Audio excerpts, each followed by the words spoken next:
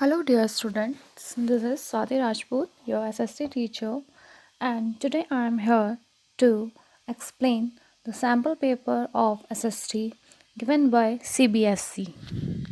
Students, जैसा कि आप जानते हैं कि हमारा जो पेपर का जो पैटर्न है वो प्रीवियस ईयर से काफ़ी चेंज हो चुका है। तो पेपर को सॉल्व करने के लिए सबसे पहले पेपर का फॉर्मेट समझना बहुत ज़रूरी है। बिकॉज़ फॉर्मेट हमें क्लियर होगा तो हम जो हमारा पेपर है उसको इजी वे में सॉल्व कर पाएंगे और कोई भी कन्फ्यूज़न फिर क्रिएट नहीं होगा।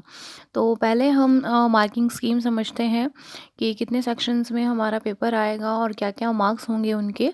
उसके बाद हम टाइप्स ऑफ क्वेश्चंस देखेंगे कि किस टाइप के क्वेश्चंस हमें पेपर में देखने को मिलेंगे। ओके। तो स्टूडेंट्स, आप देख सकते हैं ये सैम्पल क्वेश्चन पेपर है जो सीबीएसई के थ्रू साइट पर दिया गया है। देखिए, ये एसएसटी का पेपर है। पेपर का टाइमिंग आपका 3 आवर्स का होगा और जो मैक्सिमम मार्क्स हैं आपके वो 80 मार्क्स होंगे। ठीक है। अब यहाँ पर हम देखें तो जो हमारा क्वेश्चन पेपर है वो टोटल 5 सेक्शंस में है। ठीक है, section A, B, C, D and E. ठीक है। और इन पांचों सेक्शंस में जो क्वेश्चन ऑफ नंबर्स होंगे वो 32 होंगे। ठीक है। And all questions are compulsory, और सारे ही क्वेश्चंस कंपलसरी हैं, सभी आपको अटेम्प्ट करने हैं। ओके। अभी हम देखेंगे कि जो ये 5 सेक्शंस हैं हमारे पेपर में, तो हर सेक्शन में डिफरेंट टाइप के क्वेश्चंस होंगे। ओके। तो हमें देखना है कि किस सेक्शन में किस टाइप के क्वेश्चन होंगे। जैसे यहाँ पर सेक्शन ए दिया गया है, question number 1 to 16 are objective type questions of 1 marks each. ठीक है। तो सेक्शन ए में हमारे 1 to 16 यानी कि टोटल 16 क्वेश्चन आएंगे और सारे ही क्वेश्चंस आपके ऑब्जेक्टिव टाइप्स और 1 मार्क्स के होंगे। बच्चों, यहाँ ऑब्जेक्टिव टाइप्स का मतलब इसमें आपके एमसीक्यूज़ भी होंगे, फिलअप्स भी होंगे, मैचिंग भी होंगे। ठीक है। तो यहाँ पर हमें 1 मार्क्स के क्वेश्चन में भी डिफरेंट वैरायटी देखने को मिलेगी क्वेश्चंस की। ये नहीं कि सारे क्वेश्चन ही एमसीक्यूज़ होंगे। हर क्वेश्चन में आपको 4 ऑप्शंस ही होंगे, ऐसा नहीं है। कुछ क्वेश्चंस ऐसे भी हो सकते हैं लाइक फिलअप टाइप के, उसमें ऑप्शंस भी दिए हो सकते हैं और ये भी हो सकता है कि उसमें ऑप्शंस नहीं दिए हों। और इसी के साथ इसमें आपके जो रीज़न असर्शन वाले क्वेश्चंस हैं वो भी आएंगे। उसके जो एग्जांपल है वो मैं अभी आपको शो करूँगी। अभी बात करते हैं सेक्शन बी। ठीक है। तो सेक्शन बी में question number 17 to 22 are short answer type questions carrying 3 marks each. Answer to each question should not exceed 80 words. तो देखिए बच्चों, सेक्शन बी में हमारे पास जो क्वेश्चन आने वाले हैं वो क्वेश्चन नंबर 17 से 22 तक। अब टोटल क्वेश्चन नंबर कितने हो गए यहाँ पर? तो सेक्शन बी में टोटल 6 क्वेश्चंस आएंगे। ठीक है। और ये 6 क्वेश्चन आपके शॉर्ट आंसर टाइप के क्वेश्चंस होंगे, जिसमें आपको आंसर लिखने होंगे। ठीक है। और हर क्वेश्चन आपका 3 मार्क्स का होगा। ओके। और जो भी आंसर आप लिखेंगे वो मैक्सिमम 80 वर्ड्स का होना चाहिए। ठीक है। 80 वर्ड्स से ज़्यादा का नहीं होना चाहिए। अगर हम पेजेस की बात करें तो वो आंसर एक पेज से ज़्यादा का नहीं होना चाहिए। Okay. Now look at section C. Section C में question number 23 to 26 are source based questions carrying 4 marks each. ठीक है। देखिए बच्चों, सेक्शन सी में क्वेश्चन नंबर 23 to 26 यानी कि टोटल 4 क्वेश्चंस होंगे आपके, जो आपके सोर्स बेस्ड क्वेश्चंस होंगे।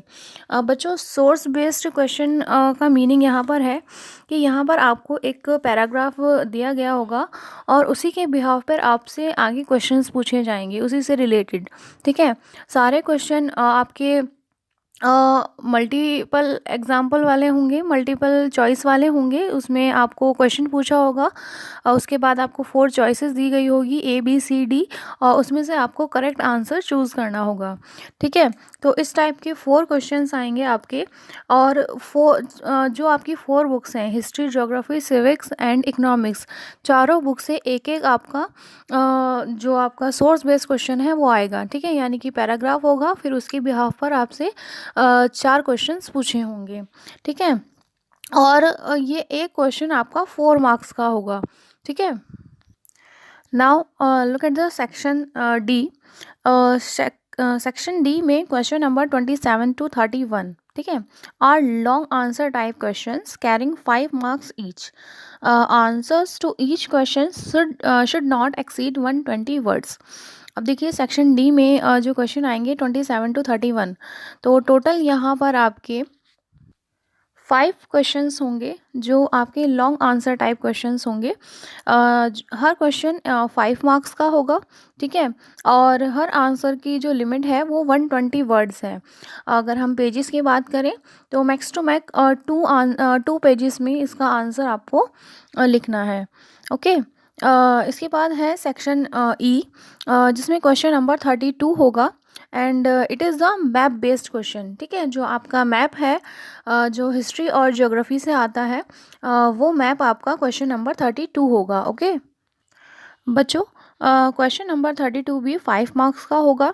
ठीक है, मैप वाले क्वेश्चन में आपके 2 पार्ट्स होंगे. ठीक है, 32.1 फ्रॉम हिस्ट्री, ये हिस्ट्री से आएगा, यानी कि हिस्ट्री से जो मैप आएगा वो 2 मार्क्स का आएगा.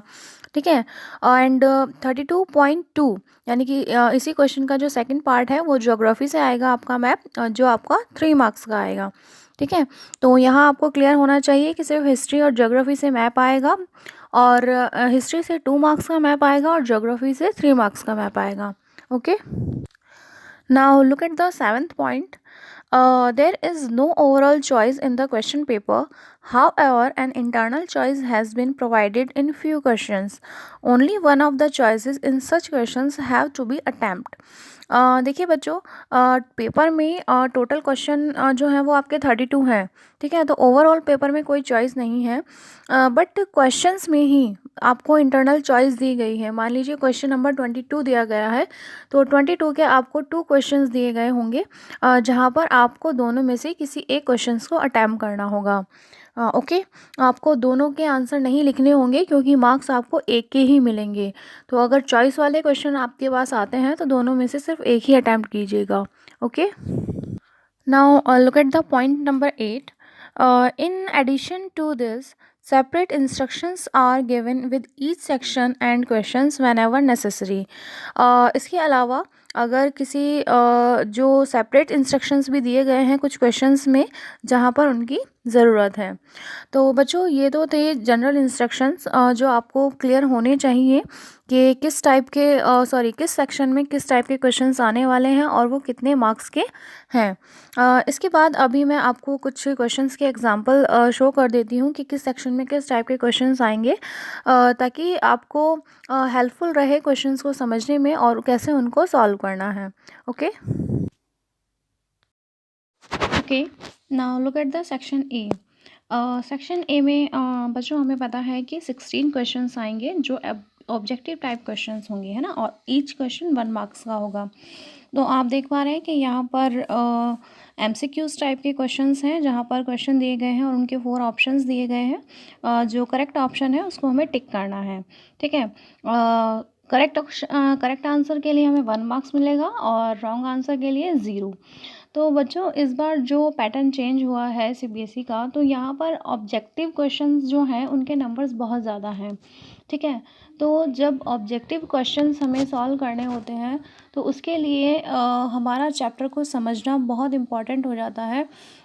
जब तक हमें सारे चैप्टर्स अच्छे से क्लियर नहीं होंगे, सारे टॉपिक अच्छे से क्लियर नहीं होंगे, तो ये 1 मार्क्स के क्वेश्चन हम सॉल्व नहीं कर पाएंगे. ओके, देखिए इसी सेक्शन में क्वेश्चन नंबर 3 दिया गया है. Which of the following was the reason for calling off the non cooperation movement by Gandhi ji. ठीक है, गांधी जी ने जो नॉन कॉपरेशन मूवमेंट को ऑफ किया था यानी कि बंद कर दिया था, उसका रीज़न क्या था. तो यहाँ पर हमें 4 ऑप्शंस दिए गए हैं, option A, B, C and D. तो जो करेक्ट ऑप्शन है वो हमें चूज़ करना है. तो इसका करेक्ट ऑप्शन है चौरा चौरी इंसिडेंट.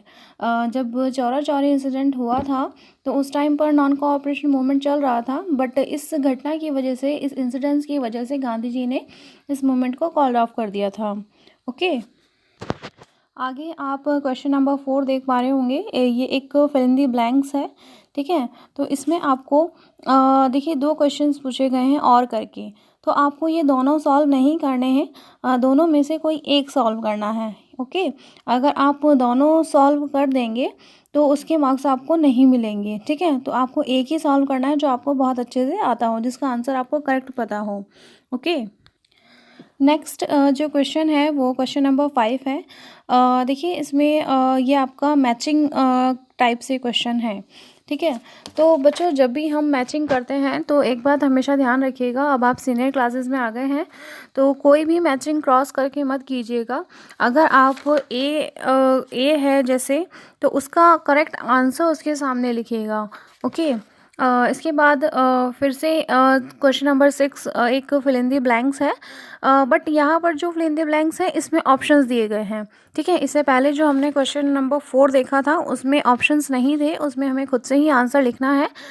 बट ये क्वेश्चन नंबर 6 है, ये भी एक फिलअप है, बट इसमें हमें ऑप्शंस दिए गए हैं, ऑप्शन ए बी सी और डी, और जो भी करेक्ट आंसर है वो हमें इसमें फिल करना है। ओके। जैसे यहाँ पर बार्ले एक रबी क्रॉप है, कॉटन एक खरीफ क्रॉप है, तो यहाँ पर जेड क्रॉप कौन सी होगी वो हमें बताना है, ठीक है। तो कुकुम्बर जो है वो हमारी जेड क्रॉप है, तो इस तरह से हम इसको सॉल्व करेंगे, ठीक है। इसके अलावा बच्चों एक जो क्वेश्चन हम देखेंगे क्वेश्चन नंबर 10 है, डिफाइन मेजोरिटिज्म, ठीक है। तो ये 1 सेंटेंसेस या फिर 2 लाइन आंसर हम इनको कह सकते हैं जो हमें इनके आंसर्स लिखने हैं। ओके। इसके अलावा जब हम आगे बढ़ेंगे तो क्वेश्चन नंबर 13 देखेंगे। बच्चों देखो ये एक पैराग्राफ बेस्ड क्वेश्चन भी हम इसको कह सकते हैं। देखिए यहाँ पर एक इन्फॉर्मेशन दी गई है, उस इन्फॉर्मेशन को हमें रीड करना है और उसके बिहाफ पर फिर हमें इस क्वेश्चन को सॉल्व करना है, ठीक है।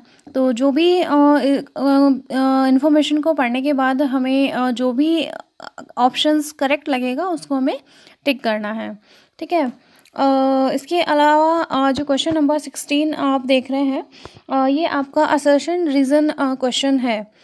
इसमें बच्चों क्या होता है, असर्शन यानी कि आपको एक स्टेटमेंट, एक कथन दिया होता है, जैसे कि इसमें दिया है different people have different development goals, ठीक है। अलग अलग लोगों के अलग अलग डेवलपमेंट गोल्स होते हैं। उसके पीछे एक रीज़न दिया गया है, कारण दिया गया है, people want freedom equality security and respect.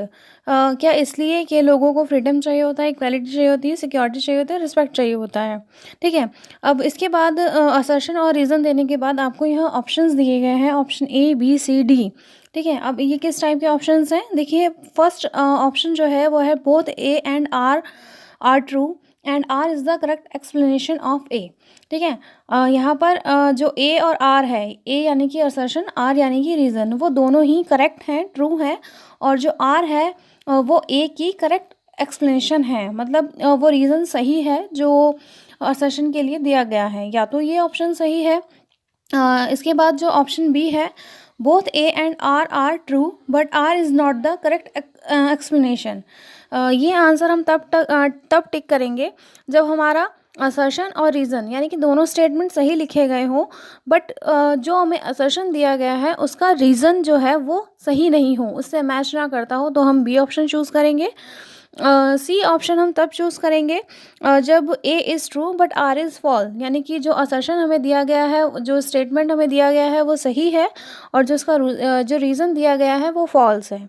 और जो ऑप्शन डी है वो हमें तब चूज़ करना है जब A is false but R is true, यानी कि असर्शन जो है वो गलत दिया गया है और जो रीज़न जो है वो ट्रू दिया गया है, ठीक है। तो यहाँ पर हमें कंडीशंस दी गई है, जो भी हम असर्शन और रीज़न है पहले उसको केयरफुली पढ़ेंगे, उसको रिलेट करेंगे आपस में, ठीक है। उसके बाद हम करेक्ट ऑप्शन पर अपना टिक लगाएंगे। ओके। उसके बाद बच्चों देखिए सेक्शन बी है, यहाँ पर मैंने आपको बताया था कि 6 क्वेश्चन आएंगे 3 मार्क्स के, जो आपके चारों ही बुक में से आएंगे, हिस्ट्री, ज्योग्राफी, सिविक्स, इको, ठीक है। और यहाँ आप देखिए क्वेश्चन नंबर, जैसे हम 18 अगर देखते हैं तो 18 में हमें 2 क्वेश्चन दिए गए हैं, बीच में और का साइन बना है, ठीक है। तो अब इन दोनों में से हमें किसी एक को सॉल्व करना है, ठीक है। कई बच्चे क्या करते हैं, अगर उन्हें 18 के दोनों क्वेश्चन आते हैं तो वो दोनों ही सॉल्व कर देते हैं और उसको टोटल में काउंट कर लेते हैं कि आपने 5 क्वेश्चंस किए हैं, ठीक है। बट ऐसा नहीं है, अगर 2 क्वेश्चन आपको दिए हैं तो 2 में से एक ही करना है आपको, दोनों करेंगे तो आपको दोनों के मार्क्स नहीं मिलेंगे, ठीक है। इसके बाद जो आपका सेक्शन सी है, ये बच्चों आपके सोर्स बेस्ड क्वेश्चन है। लास्ट जो सैम्पल पेपर था लास्ट ईयर का, उसमें एक क्वेश्चन आता था इस टाइप का 5 मार्क्स का, बट सीबीएसई ने अब जो चेंजेस किए हैं, अब ऐसे 4 क्वेश्चंस आ रहे हैं आपके, और वो हर बुक से हैं। पहले मेनली सिविक्स या हिस्ट्री से आते थे ये सोर्स बेस्ड क्वेश्चन, बट इस टाइम आपके हिस्ट्री, ज्योग्राफी, सिविक्स और इको चारों ही बुक्स से ये क्वेश्चंस आने वाले हैं। ओके, तो बच्चों देखिए, इसमें कुछ ज़्यादा डिफ़िकल्ट नहीं है। अगर आपने अच्छे से पढ़ा हुआ है, चैप्टर अच्छे से तैयारी की हुई है, तो यहाँ पर एक पैराग्राफ दिया गया है। इस पैराग्राफ को आपको रीड करना है। इसी पैराग्राफ से रिलेटेड आपसे आगे 4 एमसीक्यूज़ पूछे जाएंगे, यानी कि क्वेश्चन पूछे जाएंगे और उनके 4-4 ऑप्शंस होंगे। तो जो भी पैराग्राफ को पढ़ने के बाद आपको जो ऑप्शंस सही लगेंगे, उस ऑप्शन को आपको टिक करना है और इस तरह से ये क्वेश्चन सॉल्व होंगे। ओके, इसके बाद बच्चों जो हमारा सेक्शन डी है, सेक्शन डी में हमारे लॉन्ग क्वेश्चन आंसर हैं। इसमें आपके 5 क्वेश्चंस आएंगे, हर क्वेश्चन 5 मार्क्स का होगा। ये आप पहले भी सॉल्व कर चुके हैं अपने सैम्पल पेपर में, तो ये कोई डिफ़िकल्ट नहीं है आपके लिए। इसके बाद फिर सेक्शन ई है जो आपका मैप बेस्ड सेक्शन है। इसमें आपके मैप आएंगे। देखिए यहाँ पर 2 पार्ट हैं, 31.1 और 32.1। इसमें आपके हिस्ट्री से रिलेटेड क्वेश्चंस है मैप का, और जो आपका सेकंड पार्ट है 32.2, इसमें आपका ज्योग्राफी से रिलेटेड है। ज्योग्राफी में 5 ऑप्शन दिए गए हैं आपको। इन 5 में से आपको किसी 3, ठीक है, एनी 3 को मार्क करना है विद सूटेबल सिंबल, ठीक है। अब देखिए, जैसे ये आपका मैप है इंडिया का, तो यहाँ पर आप जैसे आपको नामरूप जो प्लांट है उसको आइडेंटिफाई करना है, ठीक है। तो जो लोकेशन होगी उस लोकेशन पे आप कोई भी सिंबल बनाएंगे, सर्कल छोटा सा या फिर स्क्वायर या फिर कोई भी एक सिंबल बनाएंगे और वहाँ पर उसका नाम लिखेंगे। बच्चों, मैप सॉल्व करते टाइम एक बात ध्यान रखिएगा कि आपकी जो लोकेशन है वो सही होनी चाहिए, अदरवाइज़ आपका मार्क्स कट सकते हैं। तो बच्चों, ये तो था पूरा सैम्पल पेपर एसएसटी का जो सीबीएसई ने अपनी साइट पर अपलोड किया है, जो मैंने आपको एक्सप्लेन किया है। होप सो आपको अच्छे से समझ में आया होगा। इसके बाद भी अगर बच्चों आपकी कोई क्वेरी है तो आप मुझसे पर्सनली पूछ सकते हैं। Okay, thank you. यदि आपको हमारा वीडियो अच्छा लगा हो तो आगे की वीडियो की नोटिफिकेशन प्राप्त करने के लिए कृपया बेल बटन दबाएं और चैनल सब्सक्राइब करना ना भूलें। Please subscribe our channel of Edu Fun Classes. Thank you for watching.